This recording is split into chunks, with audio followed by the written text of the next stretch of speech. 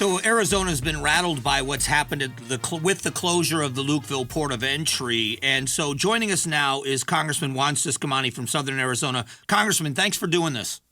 Absolutely, Mike. Thanks for having me on. I want to start with, there's so many different directions I want to go, but I want to get some comments from you. We've just read a report that Mexico is now halting deportations. They are not going to deport people to the south from our southern border, their northern border. What is that going to do to this situation, and what are some of the options that you think America can use to pressure them back into this program? Well, that's I'm hearing that for the first time as well today, and it's quite honestly, this is one of the main differences between now and what the situation was 3-4 years ago under President Trump. And the MPP program, the Migrant Protection Protocol, when we were able to have people wait on the Mexico side, it was also known as the Wait in Mexico program. When people were being processed and they had to wait on the Mexico side, that discouraged the traffic tremendously because people didn't want to wait on the Mexico side. They wanted to wait on the U.S. side. And when that wasn't an option, then that disincentivized people from coming up.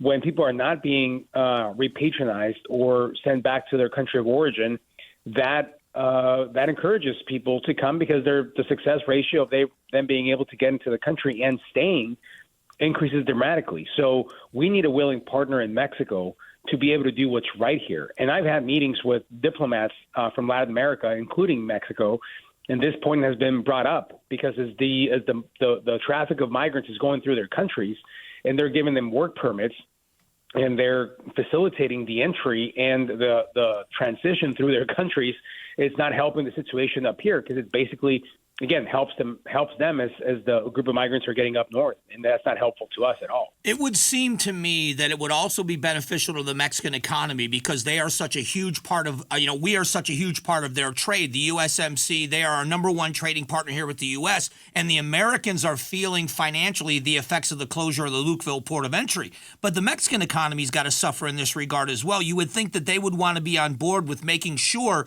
the flow of trade is wide open. Yeah, and there's sometimes a disconnect between what the government is doing and what the private sector wants them to do, especially in a country like Mexico in their current situation right now.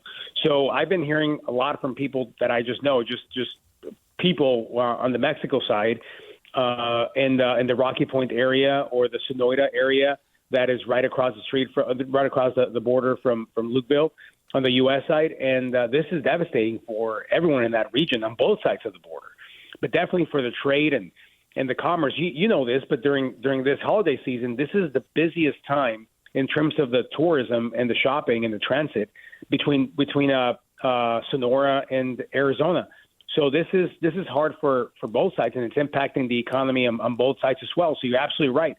The majority of people in Mexico want this to be resolved as well. And this migrant situation that we're facing is impacting and having a ripple effect on so many factors that we're still discovering, and especially when we keep hitting record high numbers like we did last week and even yesterday.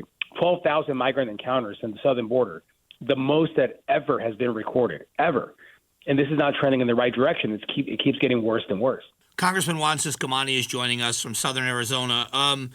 It would seem to me, well, first of all, Congressman Stanton is calling for billions of dollars in emergency funding to hire more agents, which is going to take a lot of time to get them back online.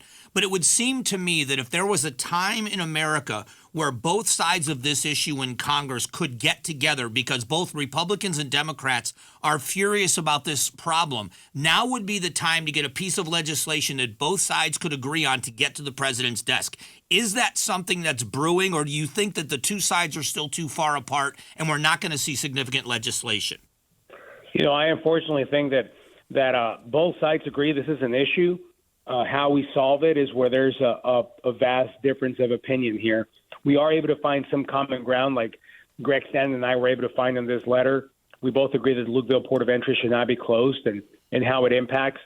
Now, one of the solutions that I proposed, because you're right, when you look at the legislation that we've been proposing and actually passed out of the House in H.R. 2 for the border, was to add more resources for technology and more agents, but that the technology could be done a little quicker. But the agents, that's going to take an average of 24 months between an agent coming into the academy and actually hitting the border working. So that's more of something that we're going to be able to enjoy the benefits of that 2 years down the road, but we need help right now. So I wrote a letter to Secretary Mayorkas urging him to deploy the National Guard. This is something that we absolutely need to do. If he does that, then the state could deploy the National Guard and actually have that on the federal dime and not costing the state anything. That would alleviate the pressure that CBP agents have right now. They could, the National Guard could step in and do some of the work that our agents are not able to do. We could reopen the port, reopen some of the lanes that have been closed, reopen the checkpoints that have been closed as well, re-engage in the social media reporting activity that had to stop because of the pressure on the officers having to be diverted into processing and transportation instead of their jobs. But Governor Hobbs said that she wouldn't do that, and I haven't heard anything from the Mayorkas office either. Now, I do have a meeting with the chief of staff of DHS tomorrow.